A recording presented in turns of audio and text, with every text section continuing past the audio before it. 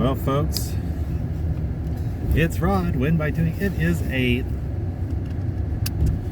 Thursday evening. It is 5:06. I am off work. Man, no, 10 o'clock, 11 o'clock, midnight. 2 nights in a row. Cray. I've been putting on some long hours when we increase the number of lots that we do from I don't even remember the last goals that we were having. I think we were shooting for 350 a week, and now we're pushing over 500. I think we're sitting at about 530 right now, and we're pretty much done. I mean, we could launch an auction today, but we'll wait till tomorrow afternoon. It has proven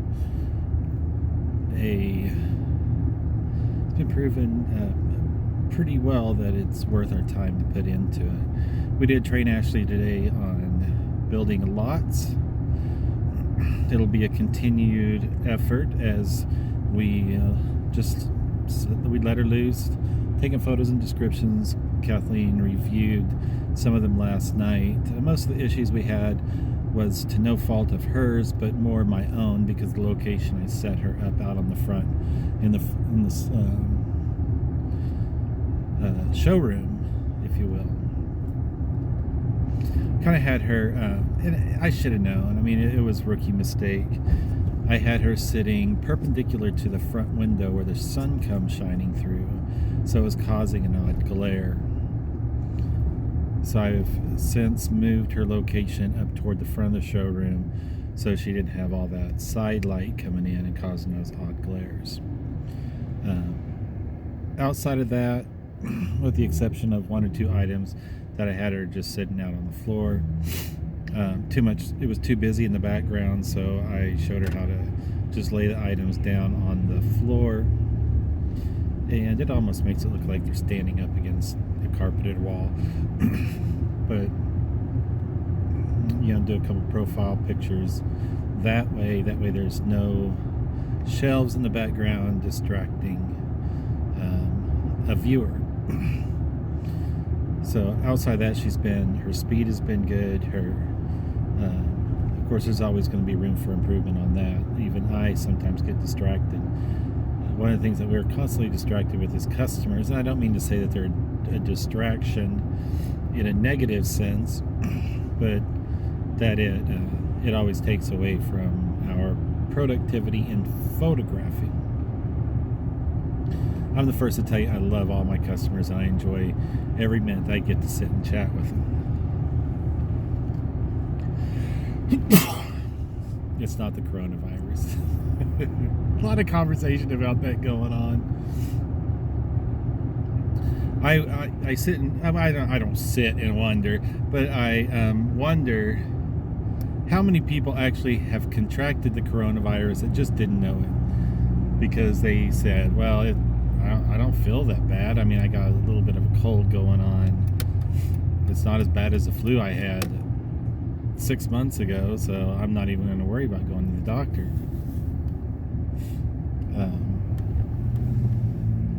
We only see the reported cases, and the media does do their fair share in making sure that everybody knows about any deaths related to the coronavirus, so that we can have this pandemic that has been recently announced.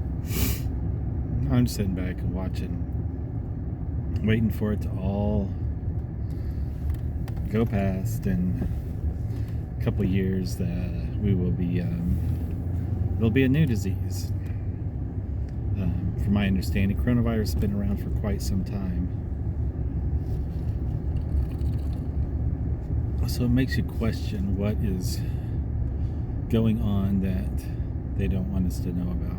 I'm not a conspiracist in a far stretch, but usually a lot of things get pushed under the rug when the American public is distracted by something like this.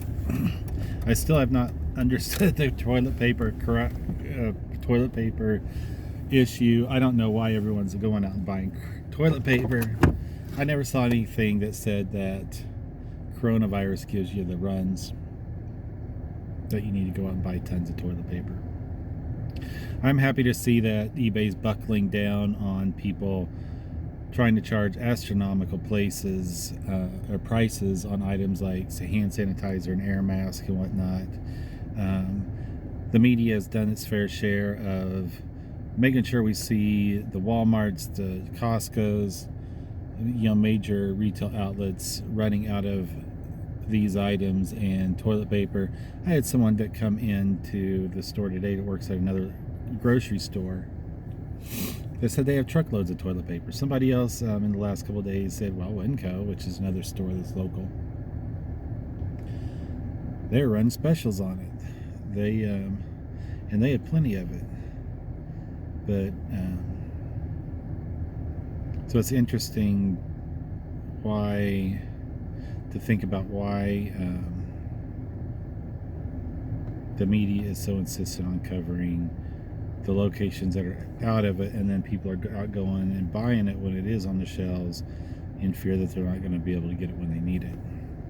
I know we were down to our last 4 rolls, I think it was, and Kathleen called the other day to find out when they're getting their next shipment in, and she was one of those people that was there the first morning, and she got 2 30-roll packages, but it wasn't because we needed them at the house, but I have a store as well, and we were I think I had maybe 2 or 3 rolls up above the toilet at the store. But still, it just blows my mind that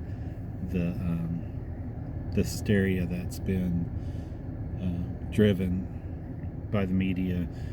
And let's not forget about Facebook. I mean, our friends, our neighbors aren't helping things along by continuing to repost links or excerpts from different news.